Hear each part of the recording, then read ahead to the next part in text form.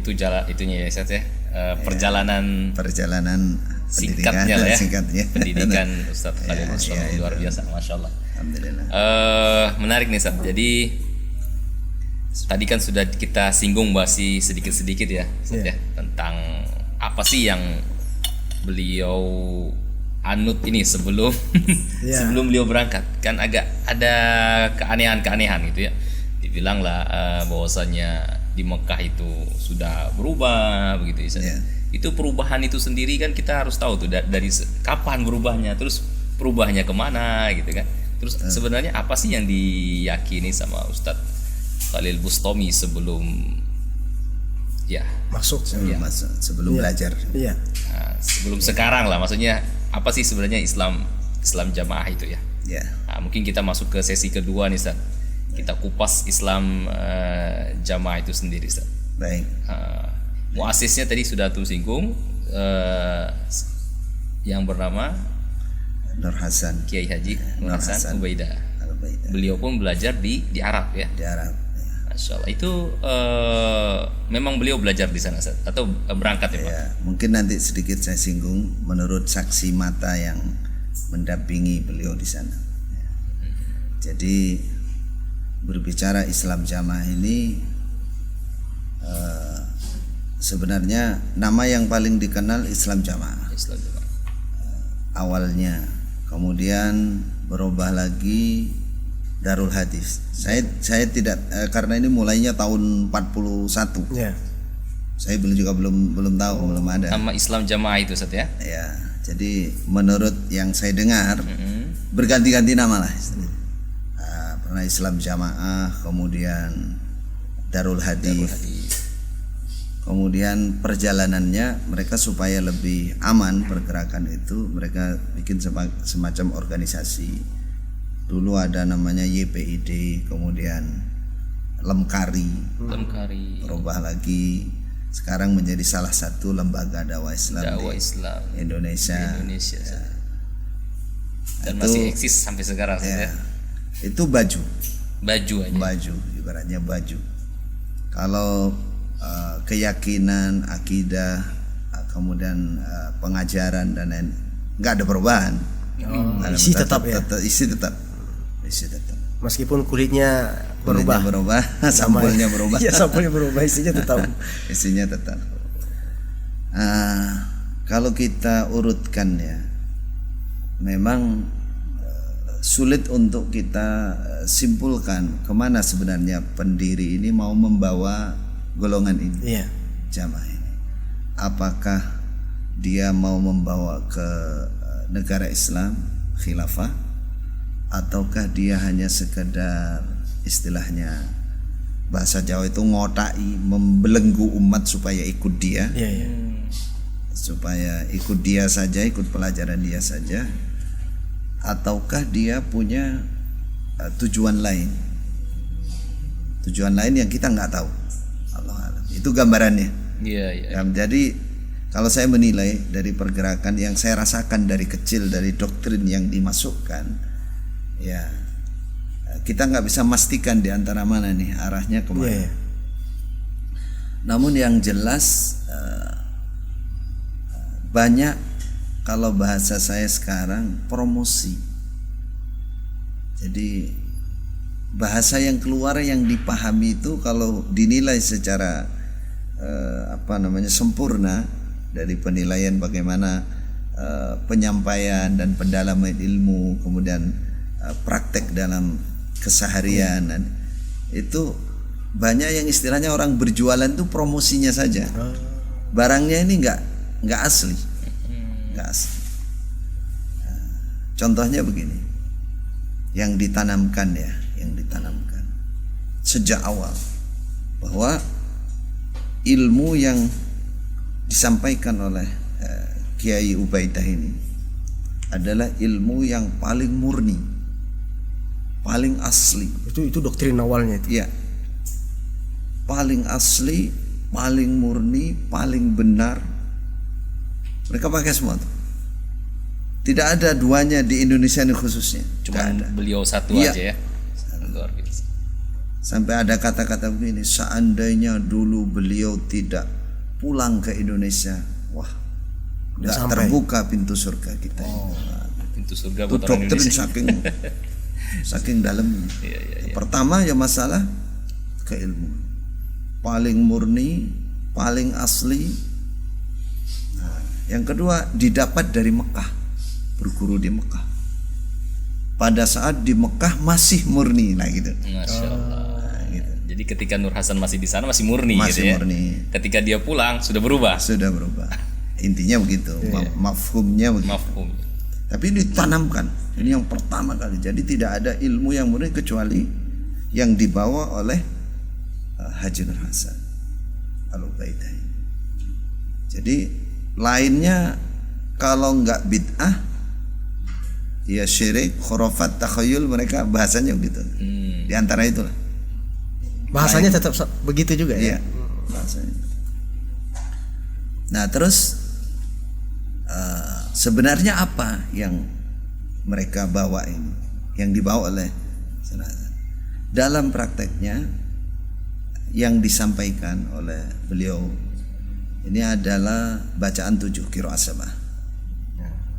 Bacaan. Kemudian Sahih Bukhari, tapi belum khatam katanya. Hanya beberapa kali asrama, tapi belum sampai selesai. Kemudian Al-Quran. Al-Quran itu tafsir, tapi lugawi saja. Jadi terjemah, kalau di Jawa namanya sorogan, dari bahasa Arab ke bahasa Jawa.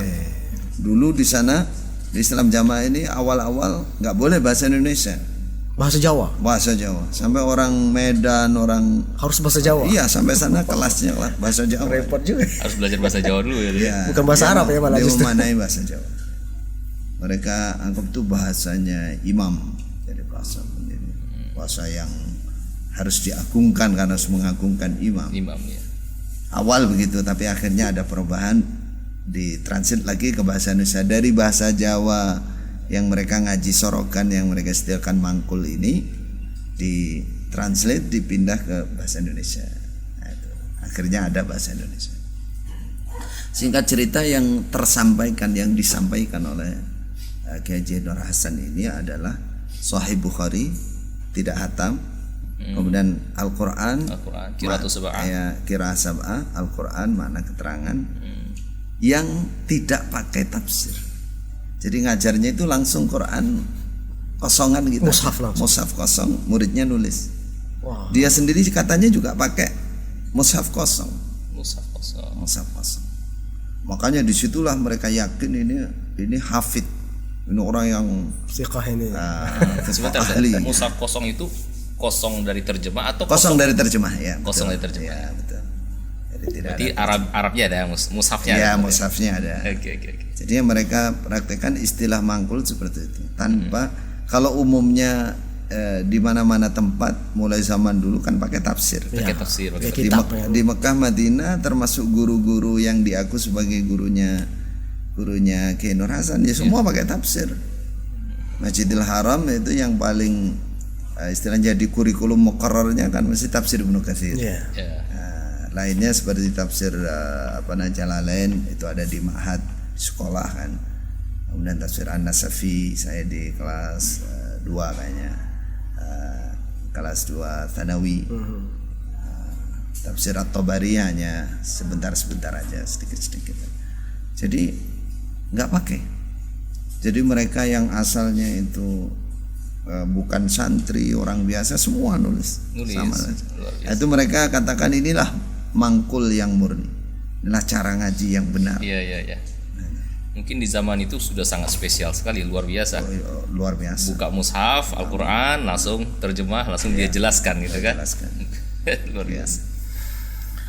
Itu yang kita dengar dan kita dapatkan dari para sesepuh. Tapi di balik itu, kalau untuk mendoktrin jamaahnya ini bahwa Kiai Haji Nur Hasan ini orang yang terhebat. Dia hafal Quran 1 bulan. Masya Allah. Dia mau dijadikan juru hukum di Mekah dan lain-lain yang disebut dengan karomah. Iya, iya. Jadi tidak ada duanya di Indonesia, hanya satu. Sehingga para jamaahnya itu betul-betul udah satu kacamata kuda, satu arah ini aja. Dan menurut yang ngaji langsung berguru langsung dengan Kiai Haji Hasan ini, kalau dia tanya bolehkah saya ngaji ke orang lain, mangkul ke orang lain, nggak boleh. Cuman beliau aja ya. Ya, lewat saya. Sehingga terbentuk pola ini. Pokoknya lain dari jalur ini sudah nggak murni. Iya. Sudah nggak murni. Oh, dari sini terbentuknya ya. Iya. Akhirnya menjurus ke kelompok ini aja, artinya nggak boleh keluar dari sana. Jadi pribadinya, saksiahnya dianggap manusia yang luar biasa betul, tidak istilahnya top lah ilmuannya. Kemudian bawaan ilmunya itu dari Mekah yang betul-betul murni. Kemudian yang ketiga, prakteknya betul-betul mereka nggak mau kitab-kitabnya, sampai Nahwu Shorof itu awal itu nggak boleh. Nahwu Shorof itu bahasa itu nggak boleh. Tapi anehnya di dalam pernyataan yang kita terima dari murid-muridnya yang awam, mereka masih hafal. Misalkan disebutkan dalil yang harus kita tetapi itu adalah Al-Quran, Al-Hadis, Ijma, Qiyas. Mereka sebutkan. Tapi ngaji usul fikih nggak boleh. Dari mana kita orang ngerti betul. Ijma, Qiyas dan lain-lain kalau nggak ngaji usul fikih kan? Aneh gitu. Ya anehnya saya setelah belajar baru, sebelum itu ya mantuk-mantuk aja. Artinya ada kontra di sini. Kok bisa berdalil dari kias tapi kok nggak boleh belajar usul fikih kan, aneh gitu. Bahkan semua kitab yang selain yang mereka punya itu ibaratnya dianggap sudah kitab karangan semua. Mereka istilah kitab karangan, yang karangan dalam arti yang menyesatkan gitu. Nggak boleh dipelajari, nggak boleh dibaca. Yang dibaca ya Al-Quran lewat kajian mereka sendiri. Nggak boleh ada ustadz lain, kiai lain nggak boleh. Bahkan tafsir pun juga nggak boleh kalau ketahuan.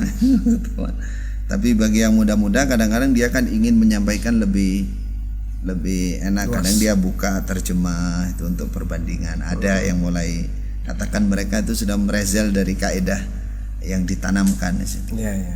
Jadi terbentuk pola atau pemikiran yang sangat hulu kelewat itu dari situ. Sasiahnya diangkat melampaui batas, hulu. Kemudian ilmunya dari Mekah.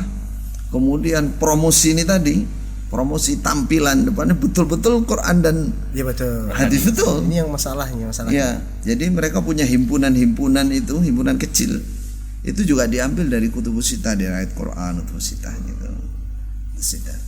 Jadi betul-betul orang yang pertama kali ngaji bukan latar belakang orang belajar, bukan santri.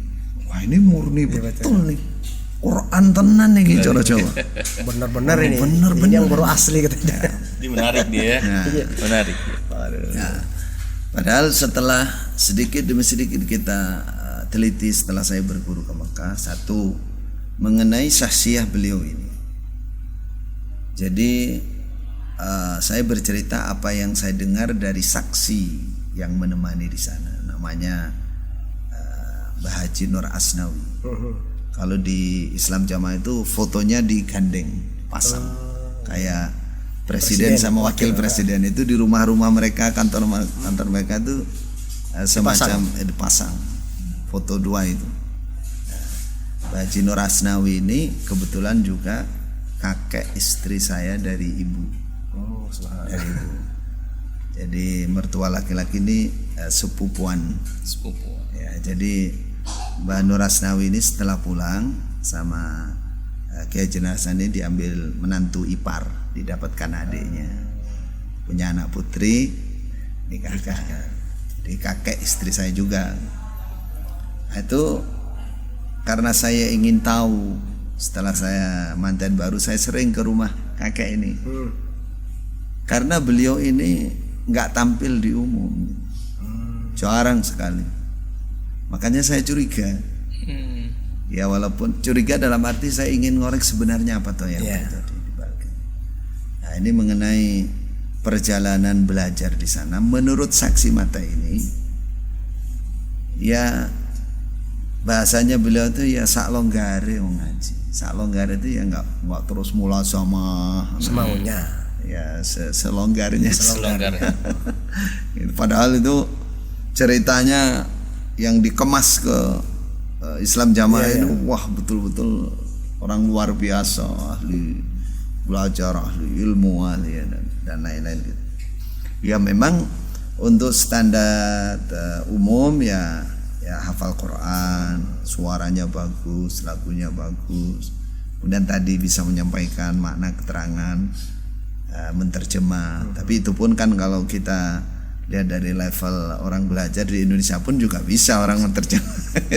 Cuman mereka itu perasaannya di luar mereka itu nggak ada gitu yang Iya, bisa iya. seperti itu. Dan sudah ditutup juga Ya. ya. Terus kata beliau ini ya tidak, ya selonggarnya orang ngaji. Tertib ngaji itu semenjak kakeknya meninggal. Ya kurang lebih 1 tahun 2 tahun sebelum kepulangan. Walaupun di sana 10 tahun. Nah, termasuk menghafalkan Quran yang dibilang 1 bulan itu tasmi. Tasmi. Tasmi itu Oh, tasmi saja. Iya.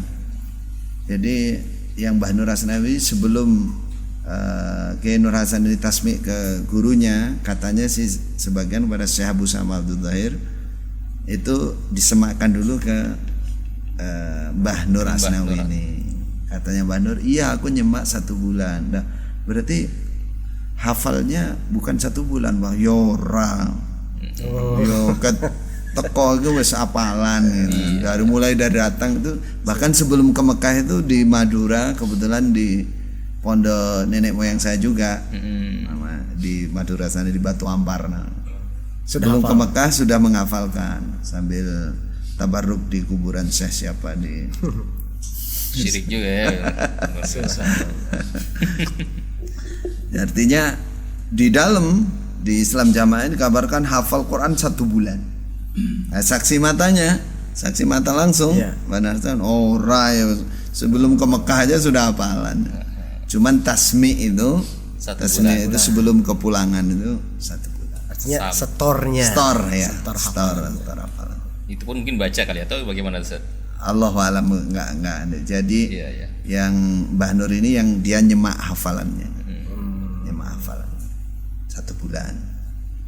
Bukan hafal 1 bulan. Bukan. Dari nol langsung 1 bulan 30 juz. Oh itu luar biasa. Luar memang biasa. itu kan. Memang namanya. Tapi diangkatnya begitu. Iya, ya. Nah, nomor 2 yang diangkat lagi hafal 49 hadis. Mereka katakan 49 hadis, bahasa mereka itu yang dimaksudnya 49 kitab hadis. Wow, luar biasa. Nah, jadi Melebihi kutub Allahu sifat. alam di mana letak mereka salah pahamnya, apa sengaja dikarang cerita itu atau salah paham 49 hadis barangkali Arbaun Nawawiyah yang sampai 50 itu mungkin ya barangkali loh. Iya. Saya belakangan mikirnya gitu, mungkin hanya 49 nanti Arbaun Nawawiyah. Arbaun Nawawi. Sebenarnya kan itu. Nah, itu. Bukan 49 Kitab. Kitab hadis. Luar biasa kalau bisa sampai lebih sekitar Nah 9 itu kan sudah tertanam di benak saya. Kemudian saya cari tahu ada nggak di Makkah di Masjidil Haram kan di aku juga lulusan Darul Hadis juga, tapi ijazah kan nggak ada. Kemudian catatan nama di Darul Hadis juga nggak ada. Nah, tapi kan diakukan lulus dari Darul Hadis. Saya baru di Mekah ya neliti ke sana apa sih pelajarannya, bagaimana sistem pembelajarannya. Wah ada ngajarkan 49 hadis nggak ada. Kutubus Sittah iya. Sahih Bukhari sama Sahih Muslim dihafalkan sebagian, semua. Ya normalnya orang belajar sama lah dengan sekarang Iya, gitu iya, lah, iya. sama, nggak ada perubahan gitu. Tapi yang ke bawah ini kemasannya 49 hadis hafal. luar biasa. Dan Jadi- lengkap sanad-sanadnya, sanad yang mutasil ini tadi. Jadi di situ Wow. apa namanya memotivasi biar tambah gulu lagi di situ Ya. kan. Aduh. Kesannya begitu, tapi kenyataannya di sana di Darul Hadis yang nggak ada namanya, ijazahnya ya juga nggak ada, Kemudian sanad 49 hadis katanya hilang waktu perjalanan di kota Kediri itu, dari Jalan Doho ke Pondok, ketinggalan di becak terus hilang.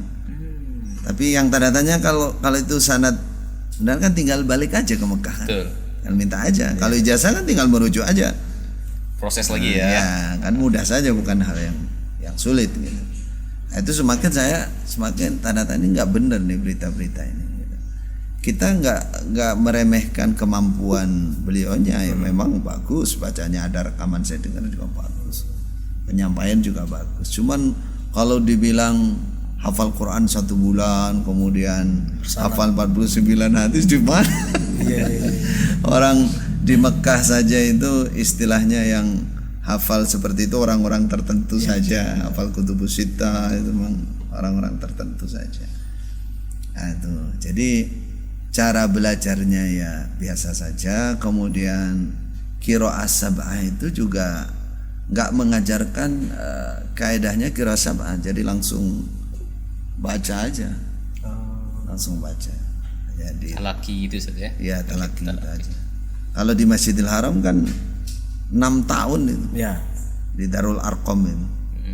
Harus murajaah hafalan dulu 2 tahun, kemudian menghafalkan bait-bait Syatibiyah itu kan sampai 4 tahun. Ini katanya saya tanya sama Mbak Nur, ini belajarnya di mana? Oh, di Syekh yang Ghazawi apa siapa itu, di perumahan, nggak di Masjidil Haram. Belajar bacaannya itu. Di perumahan di Indonesia. Dia nggak di sana, Oh, di memang, sana, di Mekah. katanya. Ya hanya belajar baca gitu aja, nggak dihafalkan, baca.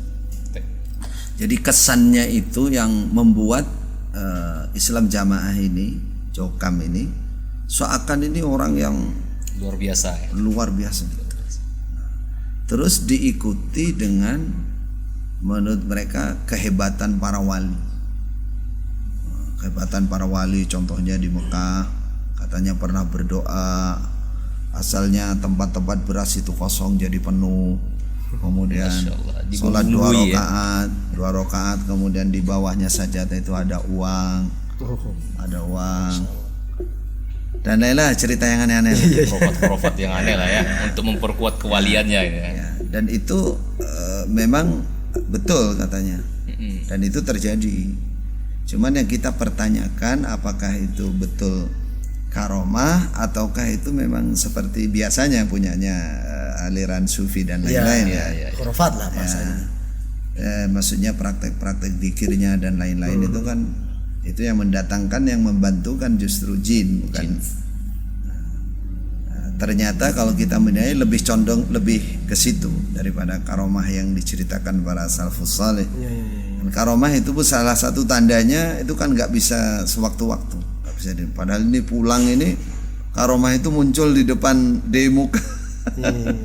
Seperti dipukul batu nggak mempan, orang-orang ada tenaga dalamnya, ada naik motor nggak pegang setirnya dan lain-lain sama itu.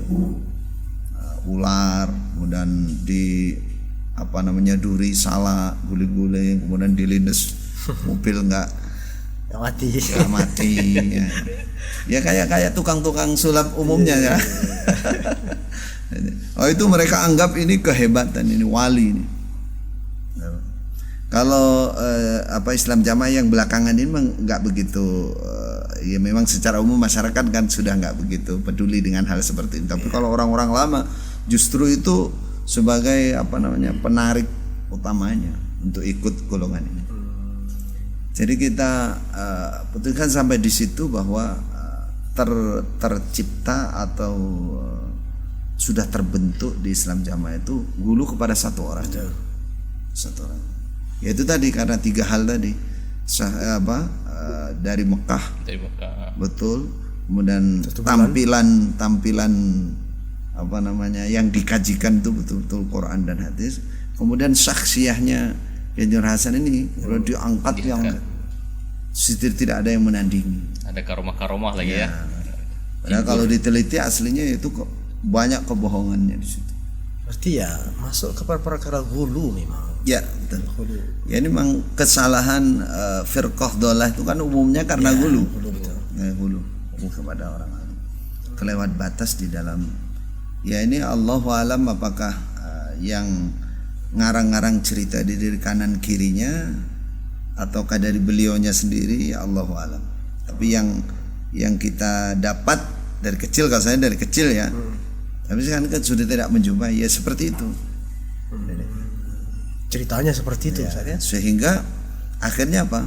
Setelah terbentuk ini semua yang namanya Islam jamaah, apalagi penuntut ilmunya sudah satu pintu aja, nggak berani ke yang lain. Ya, yang parah lagi bahwa apa yang diterangkan, yang disampaikan inilah tafsir yang paling benar.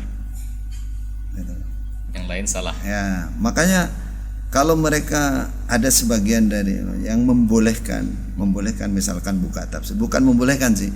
Kalau kebetulan ada yang buka tafsir, terus ada yang sama, lah itu yang diambil. Yang sama dengan pengertian mereka. Yang nggak sama dibuang. Ya, sama dibuang. Bukan Yang dibuang, mau, yang nggak dipakai. Aslinya mereka nggak mau dengan tafsir. Nggak mau. Nggak ada konsep belajar dengan tafsir, yang ada mangkul. Dan mereka mangkul itu harus berguru. Setelah kita tanya musnad muttasil ya seperti Al-Quran, kita tanyakan Al-Quran dari mana tafsir ini, mana rujukannya, mana sanadnya, kan nggak ada semua.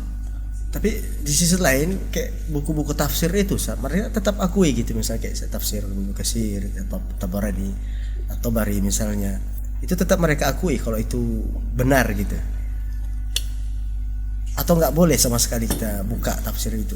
Jadi kalau zaman dulu pokoknya tafsir itu mereka katakan kitab karangan. Kitab karangan yang menyesatkan. Jadi harus berguru. Belakangan seperti generasi saya ini, ya saya lah terutama, mulai berani buka-buka walaupun sembunyi-sembunyi. Karena saya punya guru orang lama juga yang juga buka-buka secara sembunyi-sembunyi. Kayaknya kita buka-buka juga. Tapi ya karena pikiran terdoktrin, yang dibuka itu yang dicari yang sesuai dengan pemahaman, yang kira-kira sesuai dengan pemahaman. Kadang-kadang ya dipotong-potong ngambilnya, potong itu kalimatnya dipotong. Jadi ambil yang kira-kira bisa untuk pembenaran.